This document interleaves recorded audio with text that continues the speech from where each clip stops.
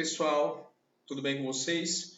Aqui é o professor Renan Mesquita, professor de Filosofia e Sociologia. Vamos fazer um vídeo aqui respondendo algumas questões do assunto de Sociologia, Estratificação e Mobilidade Social.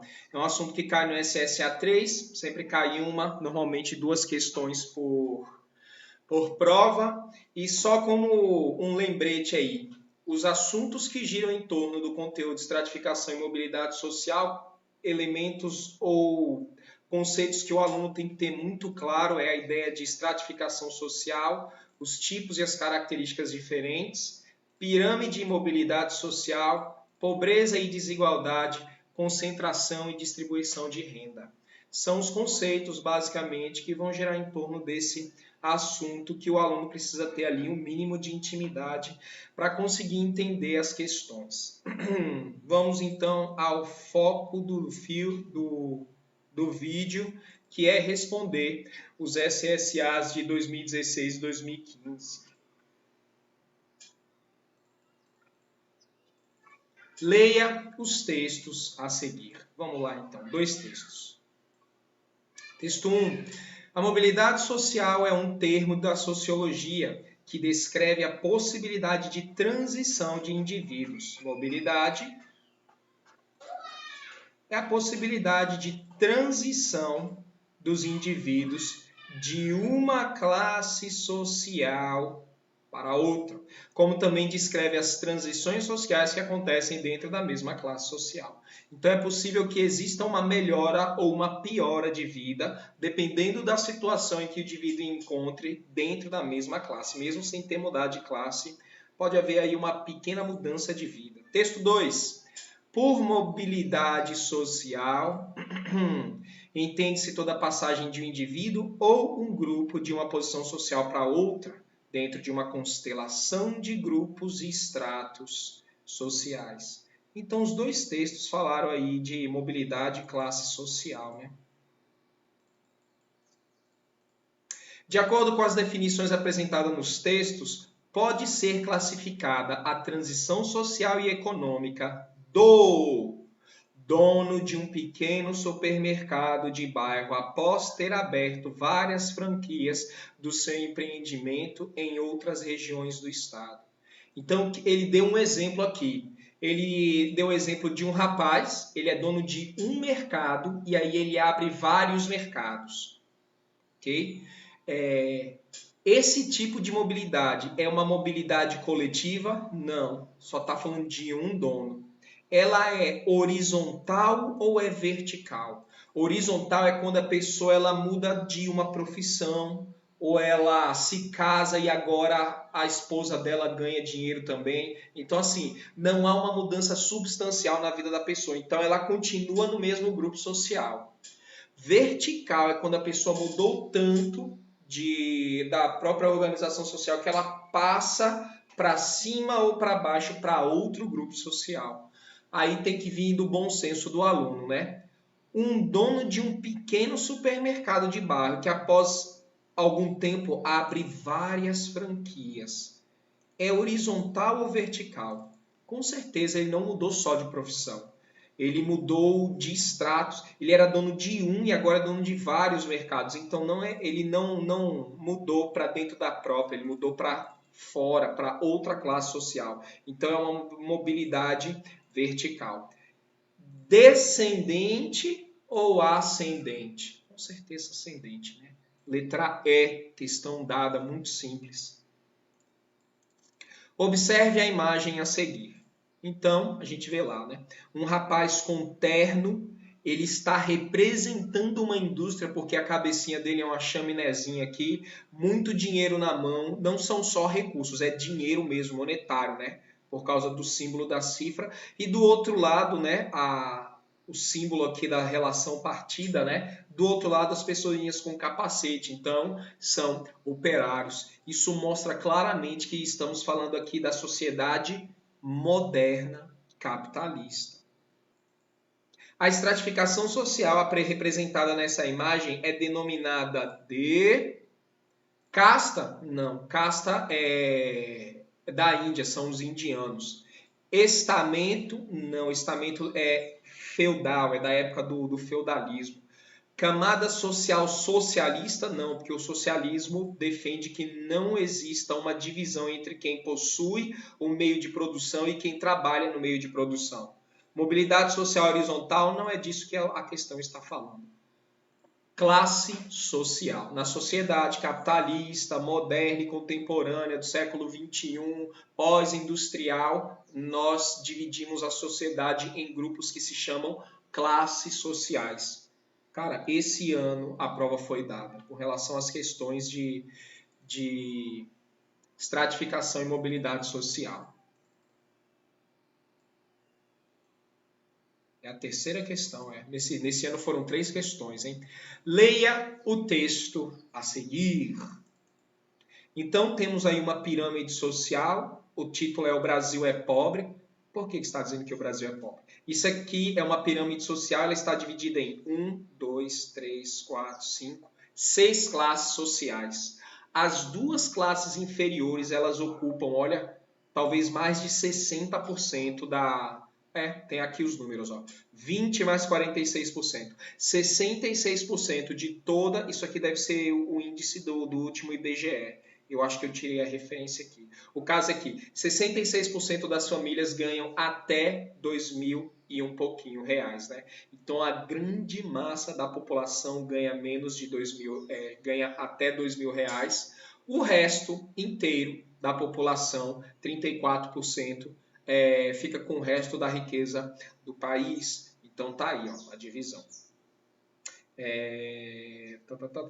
Ok. Então o aluno ele viu aí, é uma pirâmide social, a maior parte do Brasil é pobre, ganha até 2.000, uma pequena parte, 2 classes dividem 66% de toda a população, ganha muito pouco, 34% somam as outras 4 classes sociais, né?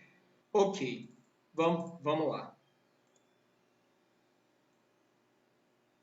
O conceito sociológico contido no texto faz referência à maneira pela qual os indivíduos se organizam socialmente, com base em fatores econômicos, políticos, históricos, religiosos, etc. Portanto, o texto se constitui por um meio de divisão igualitária de gênero. Não é disso que o texto está falando, definitivamente. O texto fala da divisão por renda. Uma homogeneidade cultural, o texto também não fala disso. Uma distribuição igualitária do poder, definitivamente não existe isso. Um aumento mensal da renda familiar, também não. O texto não está falando de mudança com o tempo do índice, é a quantidade que ele ganha por mês. Também não. Aumento mensal, não fala nada disso o texto. Uma organização social de base econômica. Exatamente. Uma organização social de base econômica. Toda divisão gira em torno do quanto a pessoa ganha. Uma organização social de base econômica. Tranquilo, pessoal? Vamos entrar então aqui no SSA 2015. Observe os gráficos a seguir. Esse gráfico é um pouco complicado, até eu demorei a entender um pouco. Então o aluno ele vai olhar esse gráfico, o que ele tem que tentar enxergar? Primeiro é bom que ele leia, né? A evolução da massa de renda em milhões. Então está dizendo da quantidade de dinheiro em milhões. Então não está falando de indivíduos, está falando da classe inteira. Veja que o gráfico começa pela letra E. Então ele começou pelo mais pobre para ir para o mais rico. Tá aqui, ó, 2019, 2020 e aqui não tem ano, variação. Então assim, o gráfico ele quer mostrar uma diferença que aconteceu num momento de diferença de 11 anos. Desde 2009 a 2020, qual foi a variação? Então, a classe E mudou o total de renda dentro da classe E mudou de 57 para 64, da classe D, 147 para 174 para 197, Classe C, 444 para 756. Classe B, 315 para 570. Classe A, 417 para 618. E aí, aqui do lado, ele coloca só qual a diferença que teve entre esses dois em 11 anos. Então, a variação de 11 anos, a gente vê que a classe E e D não mudou quase nada. Apesar de ser a parte da população que mais cresce. Então, você vê, o pobre não deixou de ser pobre. As duas classes mais baixas não deixaram de ser pobre. Em compensação, as duas classes médias, a classe média baixa e a alta, e os ricos, houve uma grande diferença de quantidade, de massa de renda deles. Então, assim, o salário dessas pessoas aumentou e o salário da E e da D não mudou quase nada em relação aos últimos 11 anos, né, de 2009 a 2020, e os salários do pessoal da C, da B e da A teve mudança significativa, principalmente aqui, ó, na classe média alta. Então, o gráfico quer mostrar que o pobre não mudou muito a condição de vida dele com o passar de 11 anos, e as classes médias e ricas, eles tiveram uma melhora significativa da vida deles, de acordo com o gráfico, né? Eles representam um tipo de estratificação social presente na organização da sociedade brasileira. Que estratificação social é essa presente na estrutura brasileira? A de classe social, baseado no poder econômico. No processo de produção capitalista, essa estrutura de organização das relações é caracterizada por... No processo de produção característica, esta estrutura de organização é caracterizada por... Então, quais são as características desta forma de organização aqui? Vamos passar aqui para a letra B. Uma relação de privilégios que alguns indivíduos possuem em detrimento dos demais, com base no conjunto de valores, hábitos, costumes, definidos pela tradição. Não.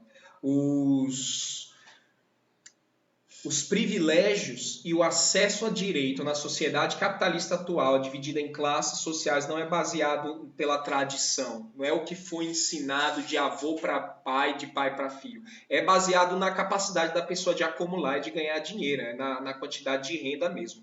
Não tem nada de tradição aí. Uma hierarquização rígida, hierarquização sim, baseada em critérios como renda, consumo, profissão, etnia, religião, hereditariedade, que determinam uma situação de respeitabilidade. Primeiro que a classe social não é rígida, porque permite mobilidade social. Não é fácil, mas permite. E é caracterizado pela hereditariedade? Não. Hereditariedade é algo que caracteriza a nobreza dos estamentos e, com certeza, a casta dos hindus, mas não as classes sociais. Letra D. Uma sociedade de privilégios diretamente ligado à honra, na qual a nobreza ocupa a administração do Estado, harmonizando-se com os interesses do grupo representado pela letra A do gráfico. Sim, a letra A do gráfico é a parte mais nobre, a mais elevada, né? Mas não existe um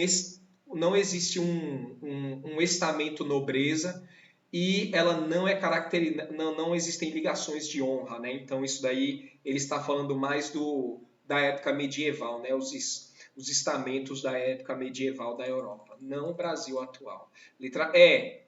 Uma organização social em constante evolução que possui uma realidade desigual, na qual o topo da estrutura está localizado na letra E do gráfico. Erradíssimo. A letra E não é o topo, é a base. Pois no Brasil esse grupo se constitui de uma população menor que aquela que a letra A. Sim, mas aí está errado. Todas estão erradas, a não ser a... Vamos ver aqui. Deixa eu apagar esse aqui. Está errado.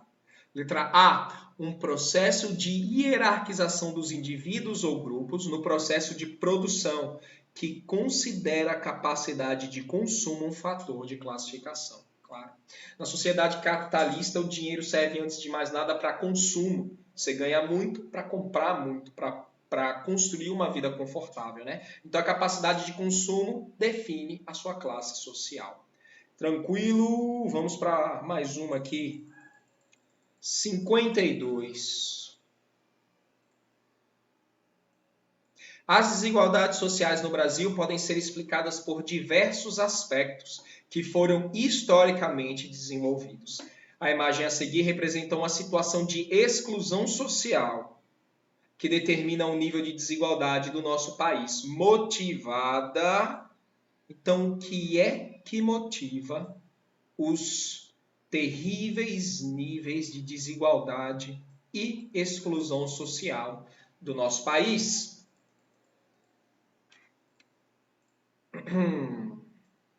Com relação à desigualdade e à exclusão social. A ausência de cursos de qualificação profissional é a falta de cursos técnicos e universidades que definem um Brasil tão desigual e cheio de pobrezas como a que a gente vê representada nessa figura? Com certeza não. A ausência de qualificação profissional de forma alguma. Pelo crescimento não planejado das grandes cidades, sim, essa parece ser a correta. Pelo aumento da renda dos trabalhos informais nos centros urbanos, não. Se os trabalhos informais estivessem gerando mais renda, as pessoas não estariam na situação que caracteriza essa imagem aqui. Pela presença de empresas multinacionais que motivam a desorganização educacional do país, empresas multinacionais não motivam a desorganização. Empresas multinacionais são empresas que se tornaram tão grandes que elas estão presentes em vários países, como, por exemplo, o McDonald's ou sei lá, a Honda. Então, assim, será que elas motivam uma desorganização educacional? Não. Elas aumentam a competitividade e elas estimulam o surgimento de cursos e de pessoas mais bem qualificadas. Na verdade, a presença de multinacionais estimula uma melhor valorização de quem é mais bem instruído e mais bem qualificado. Pela falta de políticas de distribuição de renda que contribuíram para o aumento desordenado da população nos centros urbanos, pela falta de políticas de distribuição de renda que contribuíram para o aumento desordenado da população nos centros urbanos. Você não pode dizer que o aumento desordenado da população nos centros urbanos é culpa da falta de políticas de distribuição de renda. Existem erros internos dentro da sociedade que privilegiam que a renda se concentre. As políticas de distribuição de renda tentam amenizar isso, mas elas não foram feitas para resolver o problema. Vamos ler ali a D. Pelo crescimento não planejado das grandes cidades.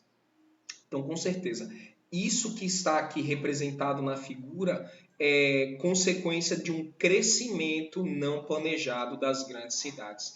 Quando as cidades crescem de maneira não planejada, acaba faltando moradia e parte da população não consegue ter acesso aos bens básicos. Não existe uma quantidade suficiente de leito nos hospitais, não existe uma boa qualidade do ensino público, o Estado não consegue providenciar saneamento básico para todas as pessoas. Quando a cidade cresce demais, a mão do Estado, que deveria distribuir renda para que isso pudesse ter acesso a todas as pessoas, o Estado não consegue alcançar essas pessoas e algumas pessoas ficam fora da atuação do Estado, que deveria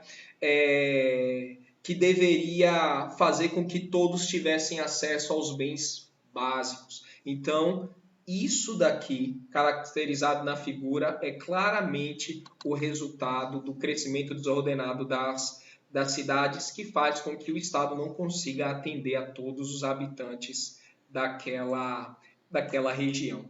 Vamos ficar por aqui. Respondemos então 2015, 2016. Qualquer dúvida, vocês sabem onde me procurar. Fiquem bem.